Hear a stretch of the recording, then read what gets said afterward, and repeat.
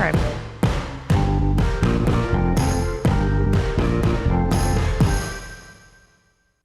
Welcome to the news and why it matters. I am Sara Gonzales. We are joined by two special guests today. We have got Josh Hammer back in studio. Always great to be here. You're becoming a regular. I am becoming a regular slowly. It's happening. I think we're going to just... Ron Paul GIF, it's happening. I think maybe we're trying to steal you from the Daily Wire.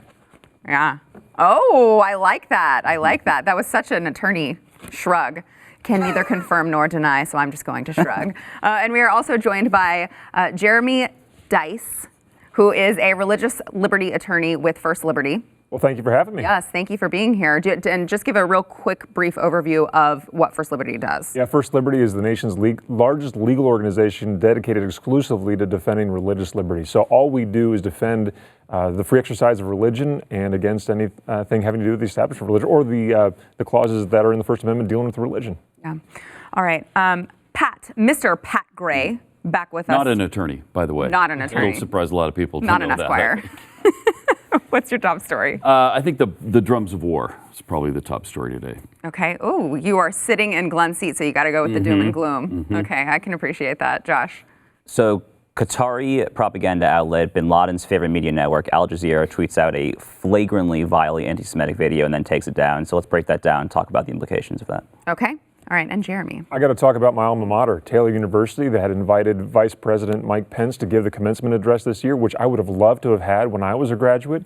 But some graduates walked out of that, and there's a controversy that's there, and it actually involves religious liberty, too. So I wanted to talk about that. All right. A lot to get into. Obviously, first we want to thank our sponsor, FreedomWorks. So heart disease, diabetes, Alzheimer's, cancer, these are all obviously really horrific illnesses that plague countless Americans today. Now, thankfully, America's doctors and researchers are working around the clock to find cures for them all. But if government officials like HHS Secretary Alex Azar get their way, that could all change. Their government-managed bureaucratic approach could set U.S. medical innovation back decades, which would ultimately force countless Americans to die waiting for treatments that may never be discovered.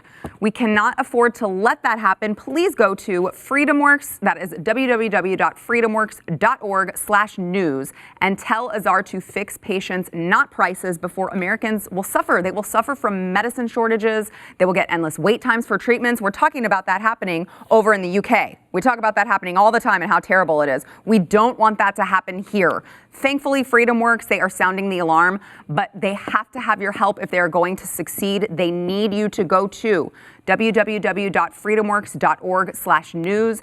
Tell Azar and members of Congress to fix patients, not prices, right now. All right. You did say that as www. www. Yes, I did. Can't get used to that. It's only been 25 years. So I mean, just in case there was any confusion, I just wanted to I clear don't it think up there for was, everyone. but I'm glad There you cleared it up, Okay, thank just you. in case. The partial wide web, that could be very confusing. It could, the PWW. That's very confusing. Yeah, it is. Okay, your top story. Well, the President Trump tweeted out that if Iran threatens us again, essentially, if they want to fight, if Iran wants to fight, that will be the official end of Iran. Never threaten the United States again. Okay, well, now, first of all, have we ever had a president in the past that would do anything like this? It just seems like the bluster of Iran and Iraq and whatever other dirtbag nation was blustering. Every time we were threatened, it just kind of laid there. And we allowed them to threaten us. With this president, I think we've seen that's not the case. And while it kind of feels good to have that responded to from time to time, I think it's also a little bit dangerous.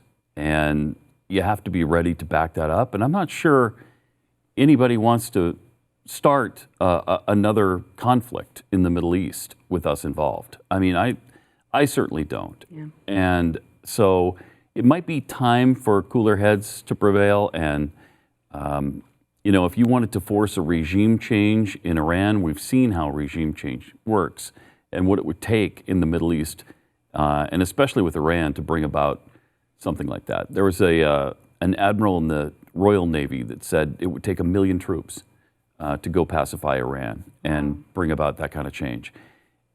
And even if you were to bring about that kind of change in Iran, usually we don't like the outcome. Just because you don't like this particular ruling class in Iran doesn't mean the one after it would be better. In fact, they'd probably be worse, and that's normally what we've seen. So it's just kind of dangerous, and would like to see that maybe taper off a little bit. Josh, what could possibly go wrong with the president tweeting this out? Yeah, so Trump tweeted a lot at Kim Jong-un, right? And we haven't gone toward North Korea yet. I'm not apologizing for Donald Trump, but I think that we should at least temper our pessimism as to his aggressive tactics. Here's how I see the situation. Iran is the #1 state sponsor of global jihadism. They have been since the revolution in 1979. They are a uniquely evil actor on the world stage. I am not calling for regime change tomorrow. I am saying this is a uniquely evil threat. They fund Hezbollah in Lebanon, and Hezbollah obviously is active all throughout South America and Central America. They're right in there with Sinaloa cartels and Zetas all throughout the drug trafficking and human trafficking. Iran literally tried to assassinate the Saudi ambassador to the U.S. at an upscale restaurant in Washington, D.C. back in 2012. They are literally threatening to annihilate both the U.S. and Israel on a fairly weekly basis. They are funding the genocidal Houthi rebels in Yemen. They frequently threaten to close the Strait of Hormuz, which is responsible for roughly 1/5 to 1/3 of the world's oil transport.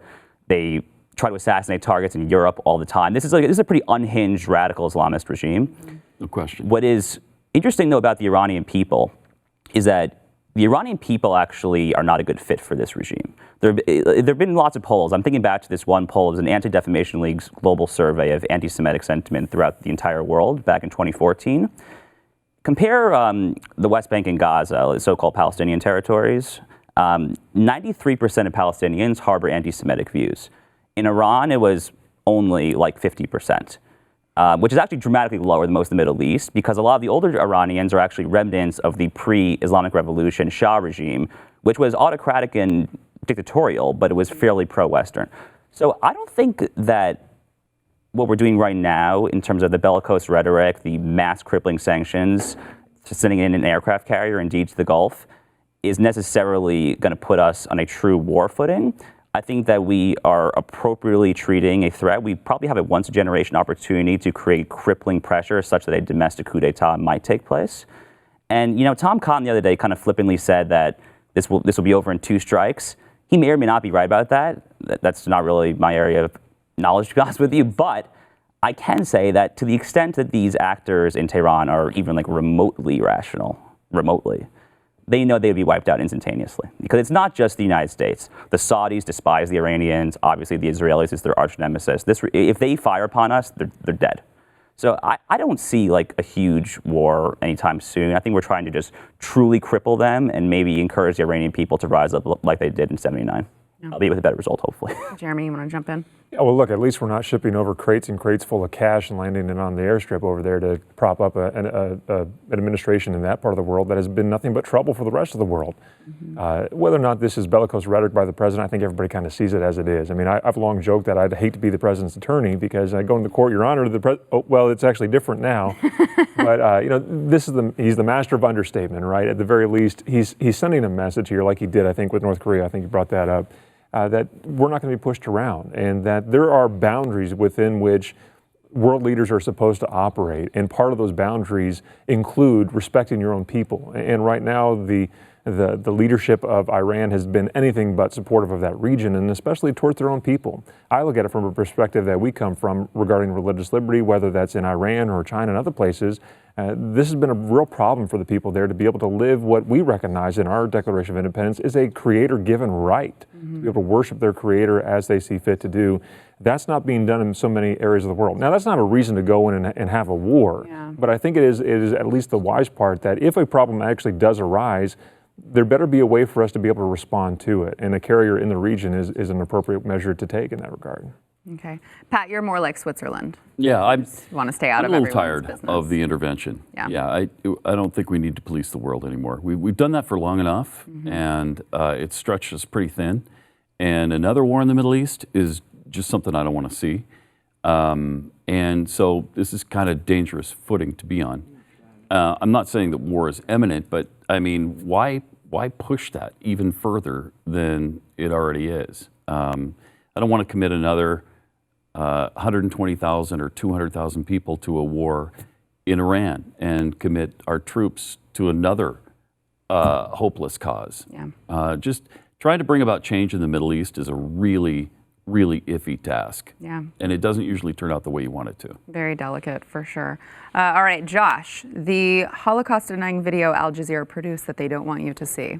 Yeah, so pretty crazy stuff here. So Al Jazeera, which is literally the state-run propaganda mouthpiece for the government of Qatar, which is the #1 funder and exporter of Sunni Islamist jihadism the world over, tweeted out a video that the Israeli Foreign Ministry, I think quite accurately called Holocaust denialism. They actually took it down after the backlash, but let's read the clip of the video right now. Denouncing the Holocaust is a moral obligation, but Israel is the biggest winner from the Holocaust, and it uses the same Nazi justifications as a launching pad for the racial cleansing and annihilation of the Palestinians. Wow. And that's not even the full clip. Elsewhere in the video, they refer to the notion that 6 million Jews died in the Holocaust as a much regurgitated narrative. Literally Holocaust denialism. Yeah. They talk about how Zionists were complicit with Hitler, how the Jewish Agency for Israel, which is the #1 organization committed to get Jews to make Aliyah, to return to Israel, made an agreement with the Third Reich to for the Jews in Germany to basically give up their property to then freely immigrate to what was then the British Mandate for Palestine. So yeah, I mean, like where to begin, right? So they took down the video. It's actually really interesting. Their social media post in Arabic and English that Al Jazeera did was extraordinarily different. This is a very common tactic that Al Jazeera does. So thank God for this organization called MEMRI, the Middle East Media Research Institute, which does amazing work. They translate all these videos from Arabic into English to basically divulge stuff just like this. Yeah. So good for Al Jazeera for taking it down, but there are broader implications here. Ilhan Omar, for example, frequently retweets Al Jazeera outlets, or spokespeople, I should say. Mehdi Hassan, who is an Al Jazeera commentator on the dole of the Qatari regime, is a frequent guest at CNN. How far do we unravel this? And the bigger geopolitical implication of this is we need to talk more about Qatar. Qatar is a tiny country. It is about 2.5 to 3 million people. It is the wealthiest country in the world. It sits on the world's largest natural gas field. They are uniquely evil. They are the #1 funder of the Muslim Brotherhood, Hamas, and Sunni Islamist jihadism all across the region. They have a lot of top people in Doha who openly give to Al-Qaeda and Islamic State, and the government there does not crack down. But Qatar plays a very interesting game. They actually fund more higher education initiatives in the United States than any country in the world. That includes China, Britain, Russia, any major country. And they do that to try to very perniciously and subtly distill their Islamist message. So, for example, the Georgetown Middle East Studies Department, Georgetown University, prestigious university, is completely Qatari money. The Brookings Institute, which is probably the major center-left foreign policy thinking in D.C., Qatari money. But they play this two-faced game because, think about it, like FC Barcelona, like where Lionel Messi is, probably one of the most iconic soccer teams in the world. Qatar Airways, right across the Jersey. Qatar sponsors these lavish parties because they have all this money. Sean Spicer, the former White House press secretary, was recently tweeting out how great of a time he had at the Qatari embassy. They play a duplicitous two-faced game. And I, for one, am personally really sick of it. In 2017, the Saudis, Emiratis, and Bahrainis instituted this embargo, this blockade of Qatar that Trump was initially supportive of. Rex Tillerson, I think, quite mistakenly talked him out of it. But those countries in the Middle East still have this blockade on Qatar. It's time to call this regime out for what it is. Currently, we have a major Air Force base, the United States does, Al Udeid Air Force Base in Doha. We need to get out and treat this country like the evil country that it is. But for now, good for Al Jazeera for pulling it down, but let's stop treating Al Jazeera as anything other than the Qatari mouthpiece that it is. It's bin Laden's favorite media network. He would always go there to spew his bile. And we should stop treating even their English North American equivalent, AJ Plus, like as anything other than Islamist terroristic propaganda. Wow. Jeremy, you want to weigh in? It just shocks me that in 2019, after all the world has been through in the last century, that this would even be an issue that we're talking about today, that anyone would try to cloak that kind of Holocaust denialism within some sort of relevant media story today. It's absurd, and yet we keep coming back to it. So there must be a reason why we keep coming back to it all. And I hope it is at the very least to remind us of the millions that have been lost to these kinds of things. Anywhere where this is supported, it has to be completely denounced. I remember years ago a speaker coming on campus to talk about the Holocaust. And I was never more moved by at the end of his events, he said, for those of you who don't think this ever occurred, and he rolls up his sleeve and reveals the tattoo on his arm that he got in Auschwitz. I was there, he says. That is poignant, but it is a reminder that there were real people that lost real lives and at a real point in history because of the inaction of people that we see even today occurring, denying things like this that could ever happen. What this at least reveals is the banality of man that is so deep and so widespread that it can eliminate a people group across the globe. I pray that that never happens in situations like this. I echo a lot of what he says. Thank goodness they took it down, but that should never gotten up in the first place. Yeah. Pat, last word. Anti-Semitism, alive and well. Yeah, and let's not forget, we've got several people in the U.S. Congress who are spewing that kind of rhetoric. And anytime something starts out with something sympathetic about the Holocaust and then says, but, you know what's coming, and you know where they stand, and you know it's anti-Semitic. And we can't accept that. All right, back in a minute.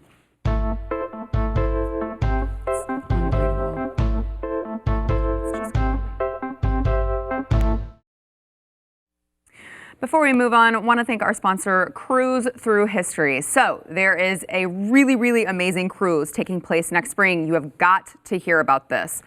So imagine, if you will, cruising through the Mediterranean and being joined by people like Glenn Beck, Stu, Rabbi Lapin, Bill O'Reilly, David Barton. Does that not sound like a dream come true? Can you imagine all of the things that these guys can tell you about history?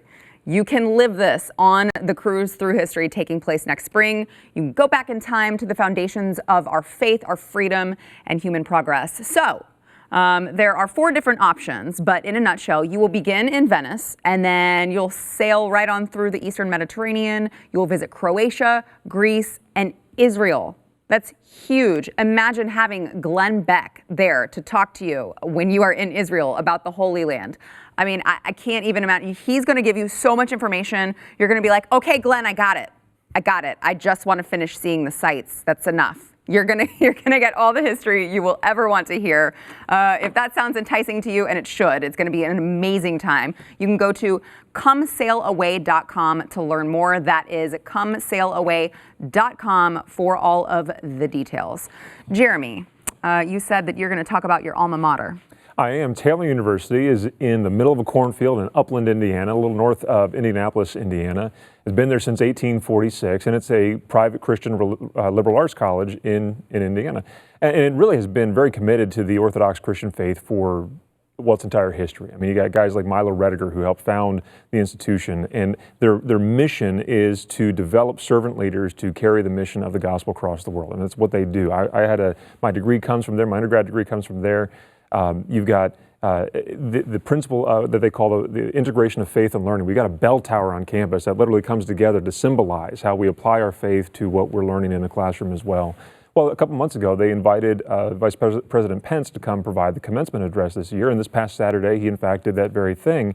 And when that announcement came out, there was a big controversy that seemed to erupt almost overnight, because anywhere Mike Pence tends to go, apparently controversy follows with him because of his commitment to his faith and specific issues of religious liberty and a number of things like that as well. So there were a group of alumni, a few faculty members, and a handful of students that basically had a political axe to grind against the university and used this opportunity to try to sharpen that axe a little bit more and try to push the university in the direction that it wants to go. I'm grateful for people like President Lowell Haynes of the university, who said, we're not going to put up with that mess. We're not rescinding the invitation of Vice President Pence. He did give his commencement address on this past Saturday, and I watched a little bit of the commencement ceremony, especially when they walked across the stage. And it was interesting to me to see students that would come across the stage, and almost all of them would stop and try to engage the Vice President in some manner, whether it was just a quick handshake. I was surprised by how many stopped, and you could see them saying, thank you for being here. We're really grateful for you to be here as well. And yet there were a number of students who I just think it is personally just as rude, but would walk by and not even acknowledge that he existed, just walk right past him. They get their diploma, they skip him entirely and go off to the rest of the stage as well, which I just think is flatly rude. And apparently before the commencement or the speech began itself, about a dozen or so of them walked out of the ceremony, like some had done back in Notre Dame a couple years ago when the vice president spoke there. What's most surprising to me is that that was all coordinated by a couple of professors within the sociology department of the university. And so it frustrates me as an alumni that you have university professors now that want to try to shift the university from the inside. And the direction that they want to go is opposite of what this university has been about. And here's why it matters most to me as a religious liberty attorney. If these students are learning that this is acceptable and right now, think of all that Vice President Pence has been criticized for, right? For being a person of faith in public, for engaging in discussions in defense of religious liberty, for speaking on behalf of the unborn before the March for Life. You can think of his Pence rule, or what we used to call the Billy Graham rule, of meeting not privately with a member of the opposite sex and doing that with some wisdom, I think. And then on top of that, even his wife had the audacity to teach at a Christian school, which had the audacity to require their employees, as they're teaching Christian students at a Christian school about Christianity, to require them to live Christianly. And that is a problem, apparently. If that is the case, then the question I have for the professors at Taylor that disagree, and thankfully I believe they're in the minority at Taylor, and I think the alumni and the students also that have been largely opposed to this are in the minority. They've just been the great squeaky wheel. But if that's the case, what about the student in the class of 2019 that is the next Mike Pence? That's the next Karen Pence. What happens when that doctoral student that's going to go into medicine next and get his MD and start serving patients, but has a commitment to leading the Bible study at church or Sunday school, and all of a sudden his hospital, or he goes to serve for in public health, and the state decides, well, what you said on Sunday is qualification enough for you to be terminated here. What about the small business owner that has just gotten his business degree at Taylor, goes in to open up a cake shop or what have you, and is all of a sudden kicked out of its place of business by a riot or a mob there that wants to drive them away for simply operating their business according to their faith? What about the elementary ed student who graduates from Taylor and tells its student there what will happen based on this level of education that those small professors have received or given now? That student's going to go tell the student trying to read his Bible during free reading time at school that he can't do that anymore. These are all real cases that we've actually engaged in at First Liberty Institute. And what I'm concerned about is that if these types of professors are going to be allowed to continue that kind of education, even at a Christian liberal arts college that's been there since 1846, we've got real problems. And then just on top of it all, as a pragmatic matter, do we really need another institution that has this kind of thing going on? We've got innumerable state universities that have that type of mentality already. Go to one of those institutions. You shouldn't be surprised to find a university that has a commitment to historic Christianity that's been there since 1846, act in a way that is committed to historic Christianity. And so I'm in one part very proud of my institution, my alma mater, for welcoming the vice president onto the national stage to do their commencement. I'm really proud of Lowell Haynes, the president, for unbending and remaining committed to that promise, that invitation. That's really good, and I hope that continues. But I have a small concern of the few alumni, the even fewer students, and I hope even the more minuscule amount of professors that have a desire to try to push it off of its foundation, off of its moorings. And I hope that that'll never be the case. Jeez, Mike Pence has got to come in from all sides. He's got Pete Buttigieg attacking him, and Mike's like, I thought we were friends. And then he's got a Christian university walking out. The world is upside down. Back in a minute. I'd be hard-pressed to think what it is he's... That's what I was trying to rack my brain. What was it? All right, Josh, you have any recent pieces out at Real Daily Wire that people can stay tuned for? So I'll have a piece up today about the Al Jazeera Qatar controversy, so look forward to that a little later in the day. All right, at the Daily Wire. And Jeremy? Well, if Josh approves it, I'm going to write on my topic today as well, and hopefully he'll post it at the Daily Wire today later on as well. Really?